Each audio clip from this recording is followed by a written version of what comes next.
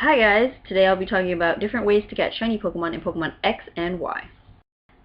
The first way to catch shiny Pokemon in Pokemon X and Y is by using the move Sweet Scent. In Generation 6, the move Sweet Scent allows you to encounter Horde battles, which are 5 Pokemon.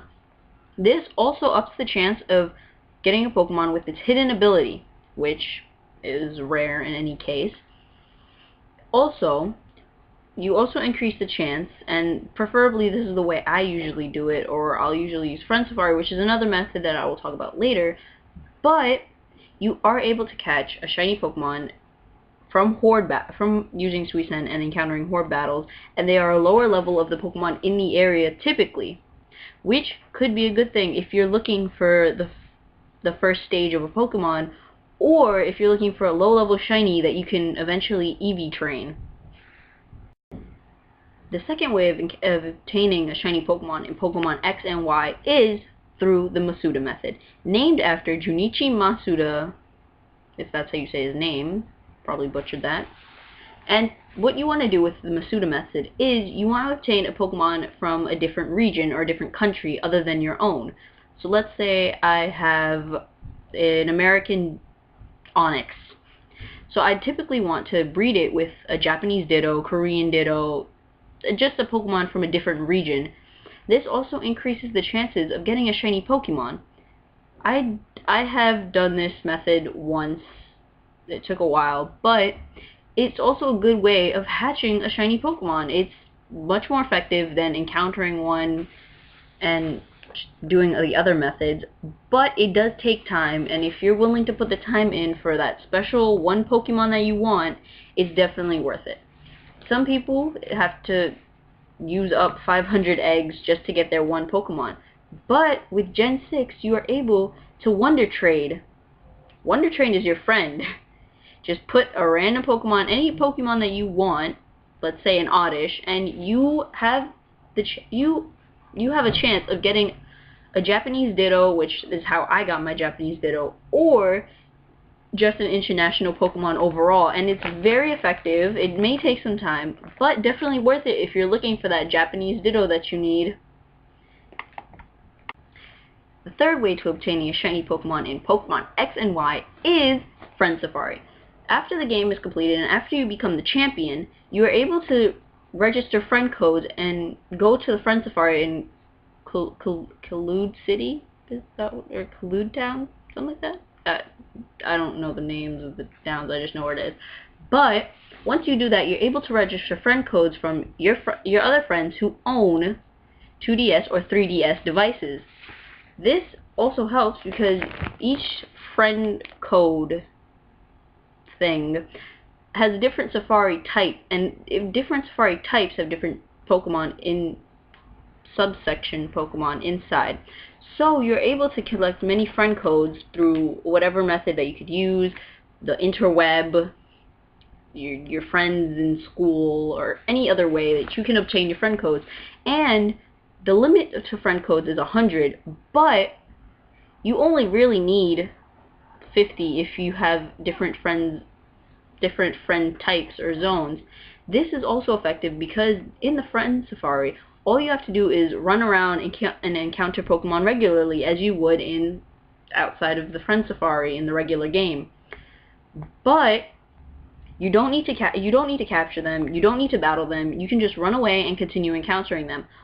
Also, if both you and your friend that you got the friend code from are online, it ups the chances of you finding a Pokemon with its hidden ability, which in some cases might be a good thing depending on the ability.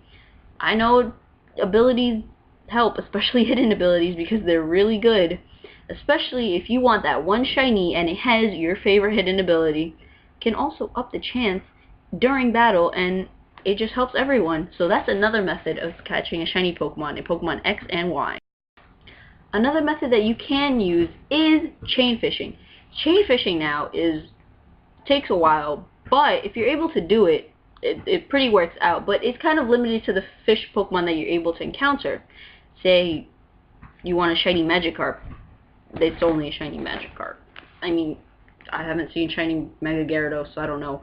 But it's only limited to the fish Pokemon or the water type Pokemon that actually do live in the sea, ocean, or rivers, lakes, whatever. But typically what you want to do is, you can or cannot do this. It's not necessary. You don't need to have it. But you can have a Pokemon in the first slot of your party with the ability Suction Cups. Now, Pokemon with Suction Cups that I usually use are Octillery, Laleep, Cradily, Inkay, and Malamar. So if you put the Pokemon in the first slot of your group, it guarantees you a real or Pokemon encounter every time you have the fishing rod out. Now, in order to count a shiny Pokemon, you kind of want to pull up every bite you get. This is also helpful if you're aiming for that shiny Magikarp, that shiny Poliwhirl, or shiny Horsey, nonetheless, because shiny Kingdra looks good.